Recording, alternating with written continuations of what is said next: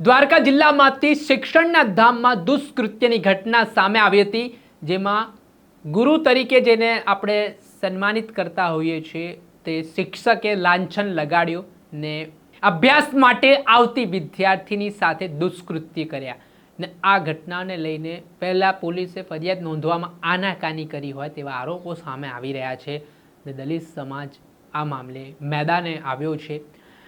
જે દ્વારકાના એસપી છે તેમણે આવેદનપત્ર પાઠવીને શું માંગ કરી છે આગેવાનો વિગતે વાત કરીએ।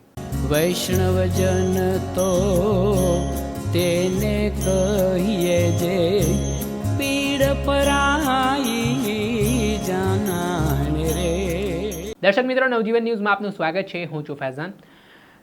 દ્વારકા જિલ્લાના ભાણવડ તાલુકામાંથી એક દુઃખદ ઘટના સામે આવી છે, જેમાં જે શાળામાં બાળકી અભ્યાસ માટે જતી હતી, એ શિક્ષક તેને ભણાવવાનું કામ કરતા હતા, તેણે જ બાળકી પર નજર બગાડી અને દુષ્કૃત્ય આચર્યું। આ ઘટનાથી ઘેરા પ્રત્યાઘાત પડ્યા હતા।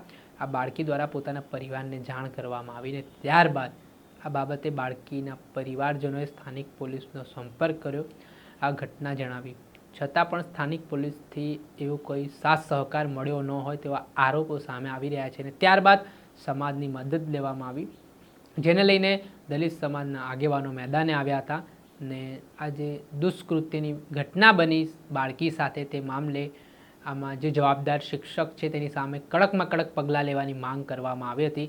સાથે જ આમાં બેદરકારી દાખવનાર પોલીસ અધિકારી સામે પણ ઇન્વેસ્ટિગેશન થાય, તપાસ થાય તે પ્રકારની માંગ કરવામાં આવી। આ મામલે દલિત સમાજના આગેવાન દેવદાન મુછડિયાનું નિવેદન સામે આવ્યું છે। શું માંગ દલિત સમાજે કરી છે તે સાંભળો। મુછડિયા, પ્રમુખ સમસ્ત અનુસૂચિત જાતિ સમાજ જુનાગઢ જિલ્લા।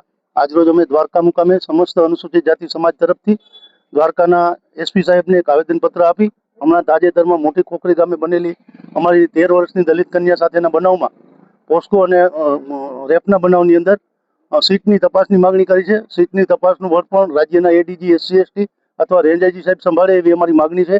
આ કેસમાં નિષ્પક્ષ તપાસ થાય, એમાં 65(1) ની કલમ BNS ની કલમ 65(1) નો ઉમેરો થાય એ માગણી છે। સાથે સાથે જે સીસીટીવી સાથે ટેમ્પરરિંગ થયું છે તો એના માટે જવાબદારને પણ મદદગારીમાં લેવાની માગણી કરી છે। આરોપીનું રિકન્સ્ટ્રક્શન કરવાની પણ એક માગણી અમારી છે અને આ સમગ્ર કેસની અંદર જે પોલીસની ભૂમિકા છે કે પોલીસની શિથિલતા છે તેને કારણે 48 કલાક મોડો ગુનો દાખલ થયો છે, તો એના માટે જવાબદાર ભાણવડના PI સામે પણ ઇન્ક્વાયરી આપવા માટેની અમે એસપી સાહેબને માગણી કરી છે અને સાહેબે અમને ખાતરી આપી છે કે આ કેસમાં અમે સીટ પણ બનાવશું અને સ્પેશિયલ PP પણ આપશું અને PI સામે પણ ઇન્ક્વાયરી આપશું। જી હા, આપણે સાંભળીએ તો દ્વારકા ખાતે જે આખો ઘટનાક્રમ સામે આવ્યો છે, જેમાં જે બાળકી સાથે આ દુષ્કૃત્યનો બનાવ બન્યો છે, તે ઘટનાના સંદર્ભમાં હવે દલિત સમાજના લોકોએ ન્યાયની માંગ કરી છે ને દ્વારકા જિલ્લાના એસપીએ પીડિત પરિવારને આશ્વાસન પણ આપ્યું છે કાર્યવાહીનું।